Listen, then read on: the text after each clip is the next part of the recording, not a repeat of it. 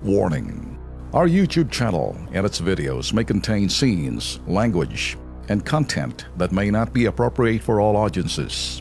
These videos include surveillance footage, undercover pursuit of suspects, actual police and rescue operations, and fearless confrontations. If you do not approve of the content, please do not watch our videos. If you wish to continue, we strongly advise that you proceed with caution. Viewers' discretion is advised. Mga ka-KP, update ho tayo sa mga pinagagawa ho natin pagtawag ho na aksyon sa mga kinaukulan. Alam ba ho ninyo yung inilalapit pong problema ho sa poste dyan ho sa may area ho ng...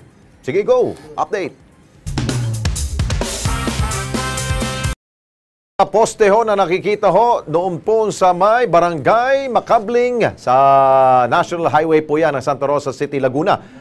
Sa pakipagtulungan po ng mga concerned private telecoms at electric utility companies at ng Santa Rosa City Engineers Office, abay tuloy na pong naialis ang naturang poste. Tingnan natin. Ayun, ito yung tumba pa. Pero inayos na po yan. Asa na? Ito na yun? Ito na yung ginawang aksyon. Yun, nawala na ho. Nawala. Magic! Magic ka. Abay, tayo po yung nagpapasalamat po sa City Engineering Office ng Santa Rosa. Maraming salamat po, sir. At maging sa mga telecommunication companies at mga electric utility companies na tumulong po para maisaayos po yung poste na yan. Thank you, sir. Yan ang gusto ko. Kilos prontong aksyon. Ayos.